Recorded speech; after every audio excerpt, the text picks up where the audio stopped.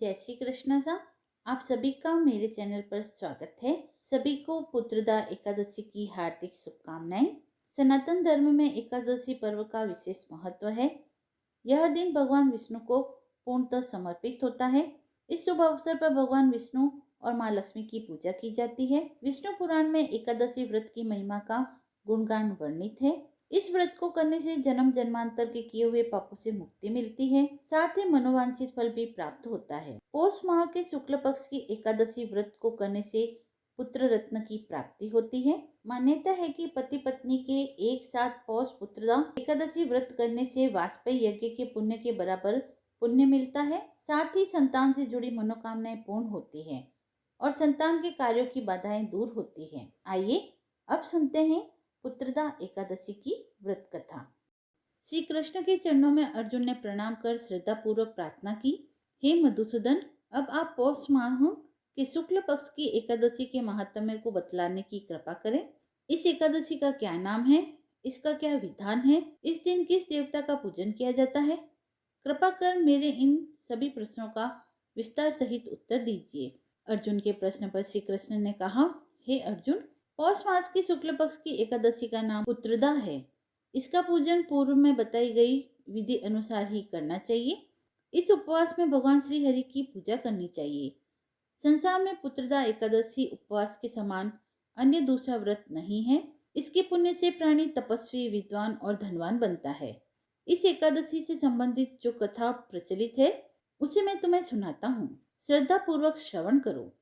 प्राचीन समय में भद्रावती नगरी में सुकेतुमान नाम का एक राजा राज्य करता था। उसकी कोई संतान नहीं थी। उसकी पत्नी का नाम शैव्या था। उस पुत्रहीन राजा के मन में इस बात की बड़ी चिंता थी कि उसके बाद उसे और उसके पूर्वजों को कौन पिंडदान देगा। उसके पितर भी व्यथित हो पिंड लेते थे, किंतु सुकेतुमान के बाद हमें कौन पिंड देगा। इधर राजा भी बंधु बांधव, राज्य, हाथी घोड़ा आदि से संतुष्ट नहीं था। उसका एकमात्र कारण पुत्रहीन होना था। बिना पुत्र के पितरों और देवताओं से उन्नति नहीं हो सकते। इस तरह राजा रात दिन इसी चिंता में लगा रहता था। इस चिंता के कारण एक दिन वह इतना दुखी हो गया कि उसके मन में अपने शरीर को त्याग देने की इच्छा उत्पन्न हो गई। किंतु वह सोचने लगा कि स्वयं को घात पहुंचाना तो महापाप है, तो उसने इस विचार को मन से निकाल दिया। एक दिन इन्हीं विचारों में डूबा हुआ वह घोड़े पर सवार होकर वन को चला गया। घोड़े पर सवार राजा वन, पक्षियों और वृक्षों को देखने लगा। उसने वन में देखा कि मृग, बाघ, सिंह, बंदर आदि विचरण कर रहे हैं। हाथी शिशुओं और हथिनियों के बीच में विचर रहा है। उस वन में राजा ने देखा कि कहीं तो सियार कर्कश शब्द निकाल रहे हैं और कहीं मोर अपने परिवार के साथ नाच रहे हैं। वन के दृश्यों को देखकर राजा और ज्यादा दुखी हो गया कि उसके पुत्र क्यों नहीं हैं। इसी सोच विचार में दोपहर हो गई।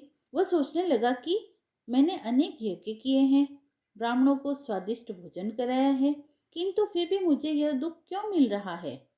आखिर इसका कारण क्या है? अपनी व्यथा किसी से कहूँ? कौन मेरी व्यथा का समाधान कर सकता है? अपने विचारों में खोए राजा को प्यास लगी। वह पानी की तलाश में आगे बढ़ा। कुछ दूर जाने पर उसे एक सरोवर मिला। उस सरोवर में कमल पुष्प खिले हुए थे। सारस, हंस, घड़ियाल आदि जल क्रीड़ा में मग्न थे। सरोवर के चारों तरफ ऋषियों के आश्रम बने हुए थे। अचानक राजा के दाहिने अंग फड़कने लगे।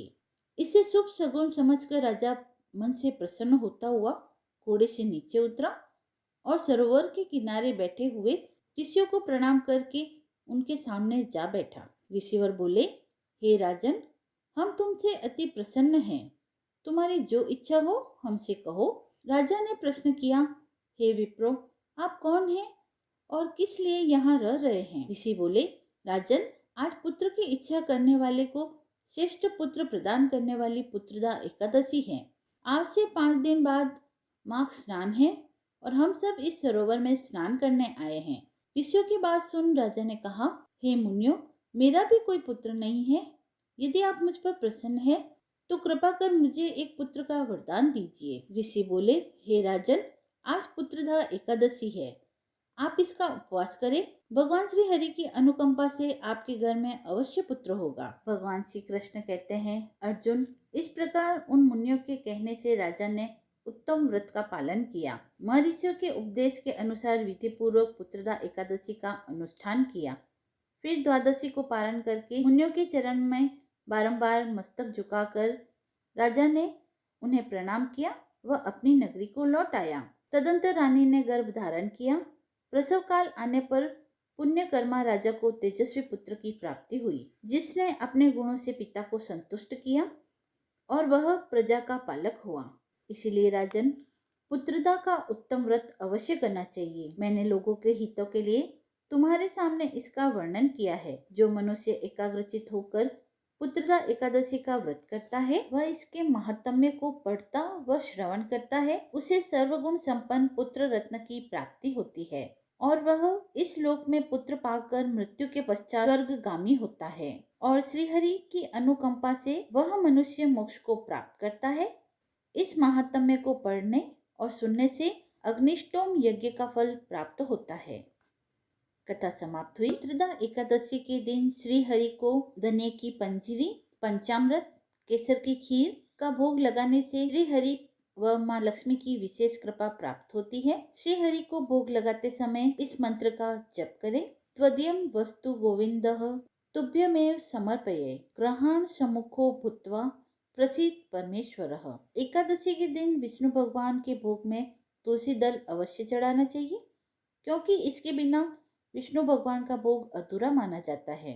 वह एक बात का ध्यान अवश्य रखे कि एकादशी के दिन तुलसी जी में जल अर्पित नहीं करना चाहिए और न ही तुलसी दल को तोड़ना चाहिए।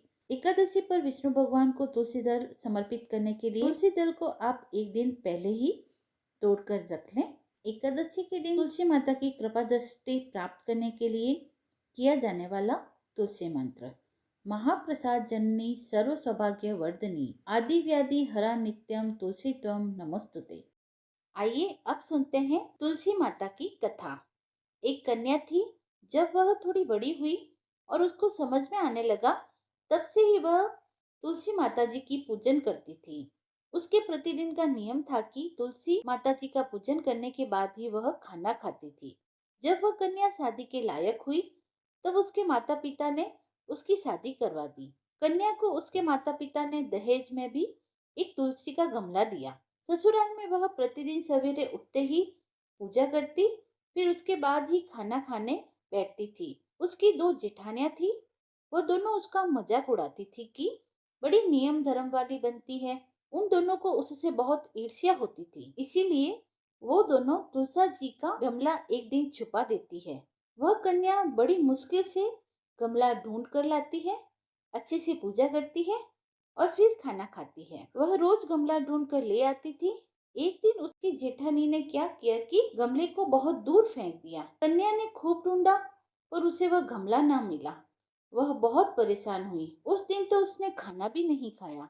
उसका नियम जो था कि वह तुलसा जी की पूजा करने के बाद ही खाना खाती थी। उस कन्या की सच्ची भक्ति को देखकर तुलसी माता उससे बहुत प्रसन्न हुई और उसके कमरे में तुलसी माता का गमला प्रकट हो गया। अगले दिन सुबह जब वह उठी तो क्या देखती है कि उसके खाट के चारों कोनों पर तुलसी माता का गमला आ गया है। यह देखकर वह बहुत प्रसन्न होती है कि अब मेरी तुलसी माता को कोई चुरा नहीं सकेगा। पूजन करने के लिए भी कहीं और जाना नहीं पड़ेगा और कोई भी तुलसी माता को फेंक भी नहीं सकेगा।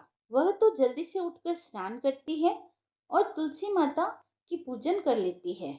जब वह खाना खाने बैठती है तो उसकी जेठानियां मजाक करने लगती है कि लो, देवरानी का नियम धर्म पूरा हो गया है। उसी से पूछती है कि तुलसी जी की पूजा कर ली? देवरानी धीरे से बोलती है, हाँ कर ली। जेठानियां बोलती है, कहाँ से कर ली पूजा? गमला तो फेंक दिया था।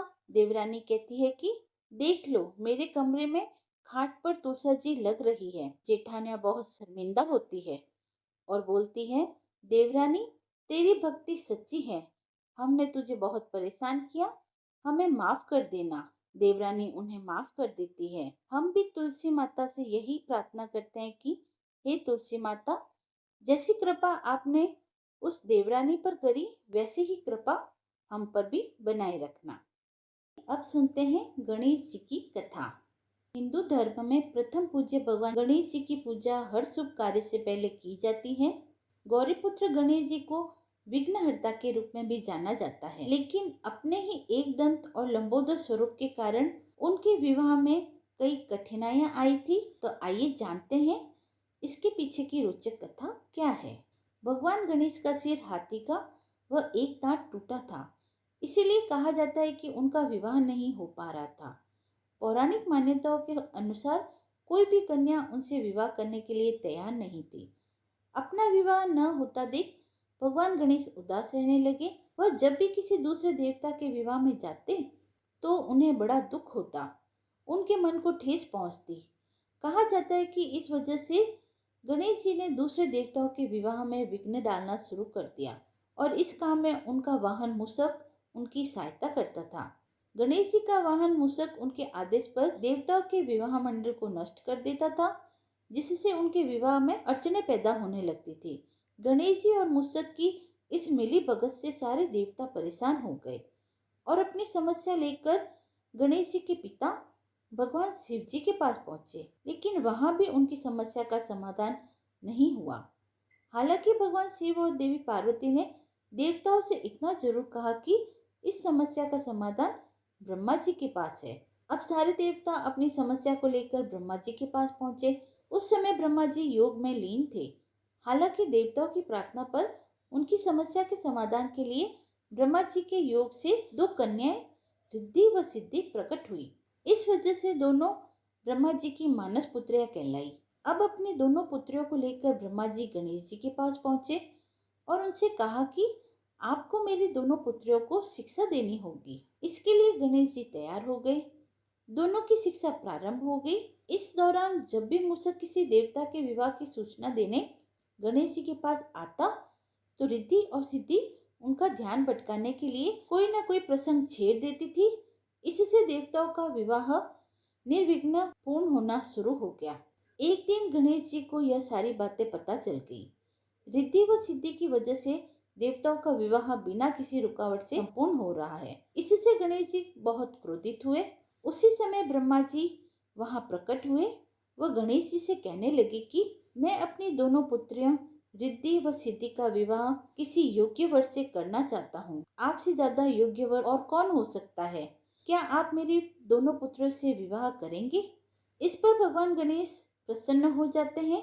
वह भगवान गणेश का विवाह धूमधाम से रिद्धि व सिद्धि के साथ हो जाता है। यदि आपको कथा पसंद आई हो तो आप मेरे चैनल को लाइक, शेयर एंड सब्सक्राइब करें। धन्यवाद।